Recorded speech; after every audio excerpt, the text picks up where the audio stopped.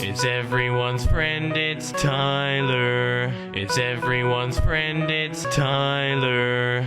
Hey guys, Tyler here. King Ghidorah is by far one of the most famous foes for Godzilla. He first appeared in 1964, Ghidorah, the three-headed monster. He later appeared in Monster Zero, as well as Destroy All Monster, Godzilla vs. Gigan, Zone Fighter, Godzilla vs. King Ghidorah, as well as Final Wars, and of course more recently, the King of the Monsters.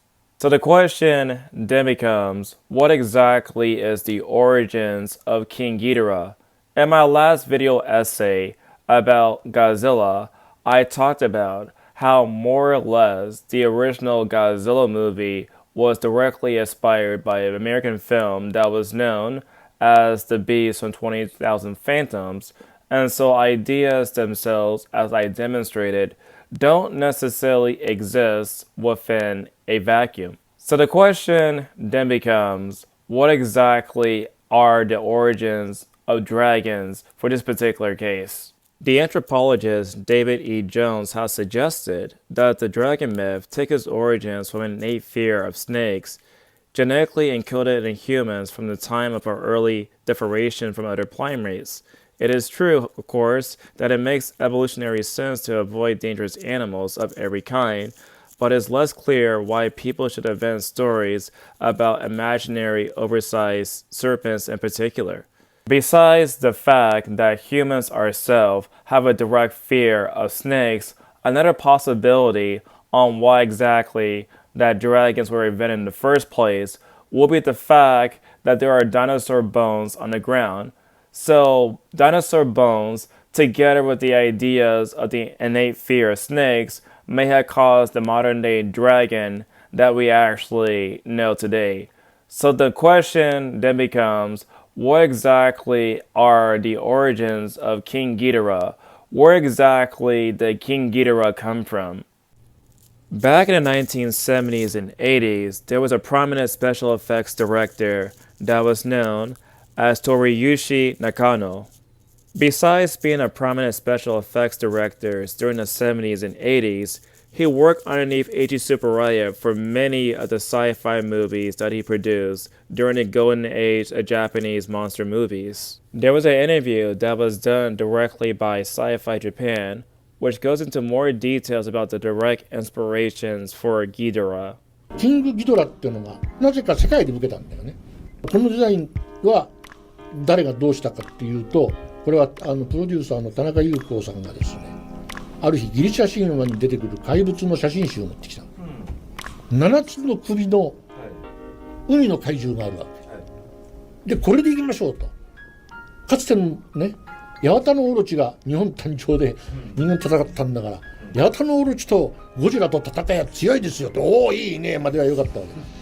さあどうすんので始まってね、7つじゃおかんべ、じゃあ3つに4つにしようか、ね、2つにしようか、2つじゃつまらん、じゃあ3つにしようか、つまりそこから試行錯誤が始まるわけね。As you guys saw within the interview, he talked about how Tomiyuki Tanaka was directly inspired by artwork of Oroshi, the eight-headed serpent.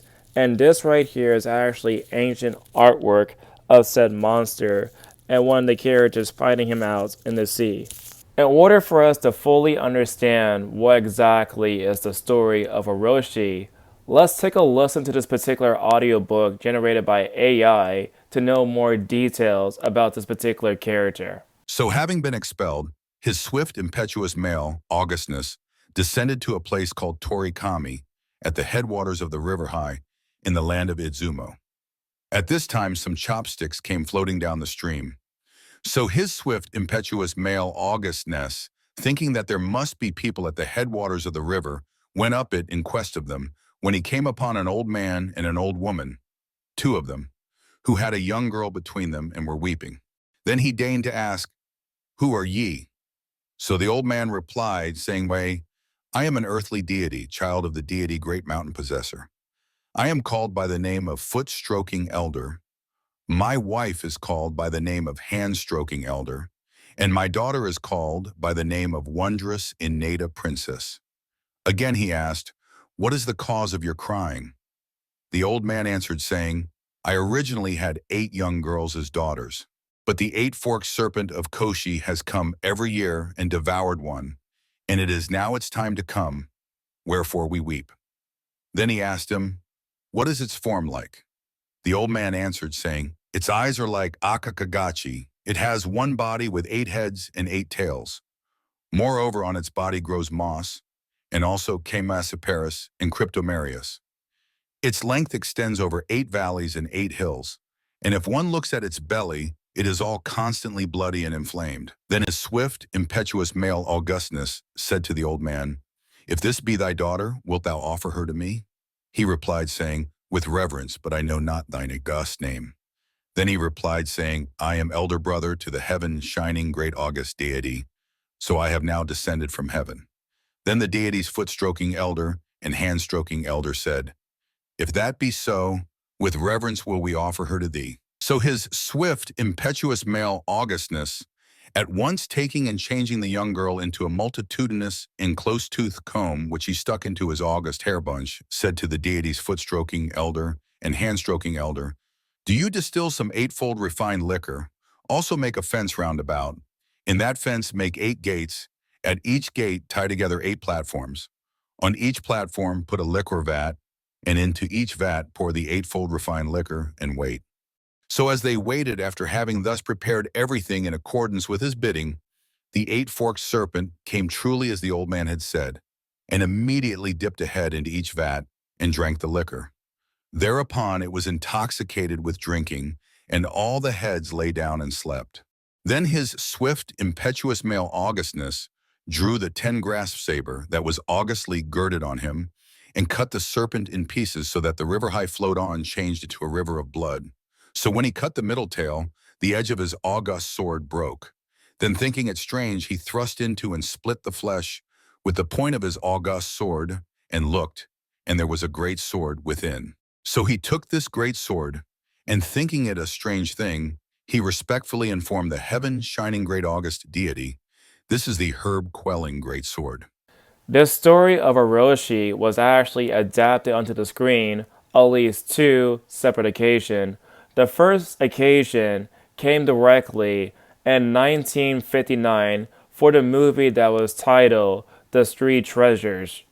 This movie stars Toshiro Mifune, and Toshiro Mifune has starred in many famous Kurosawa productions. For example, he starred in Roshiman, he starred in The Hidden Fortress, he also starred in Seven Samurai, as well as Yojimbo, and High and Low. The story would be later readapted in the 1990s for the movie that was called Orochi, the Eight-Headed Dragon. The second major inspiration that was mentioned during that interview was the fact that King Ghidorah was largely inspired by Greek mythology. One of the most famous stories out there within Greek mythology is something that is known as the 12 Labors of Hercules, in which the main characters go after battle, fighting various different monsters within his way. And one of the monsters for his second battle that he actually fought against was a Hydra that also had many heads. And so without further hesitation, let's have a listen to that story to know more details about it. The second labor ordered by Eurystheus was the destruction of the Lernaean Hydra, a monster born to Typhon and Echidna, and reared by Hera as a menace to Heracles. Lerna stands beside the sea, some 5 miles from the city of Argos. To the west rises Mount Pontonus, with its sacred grove of plane trees stretching down to the sea. In this grove, bounded on one flank by the river Pontonus, beside which Danaus dedicated a shrine to Athene, and on the other by the river Amymone, stand images of Demeter, Dionysus the Saviour, and Prosimne, one of Hera's nurses. And on the shore, a stone image of Aphrodite, dedicated by the Danaids. Every year, secret nocturnal rites are held at Lerna in honor of Dionysus, who descended to Tartarus at this point when he went to fetch Semele. And not far off, The mysteries of Lernaean Demeter are celebrated in an enclosure, which marks the place where Hades and Persephone also descended to Tartarus. This fertile and holy district was once terrorized by the Hydra, which had its lair beneath a plane tree at the sevenfold source of the river Amymone and haunted the unfathomable Lernaean swamp nearby. The Emperor Nero recently tried to sound it and failed, the grave of many an incautious traveller. The Hydra had a prodigious dog-like body, and 8 or 9 snaky heads, one of them immortal. But some credit it with 50 or 100 or even 10,000 heads.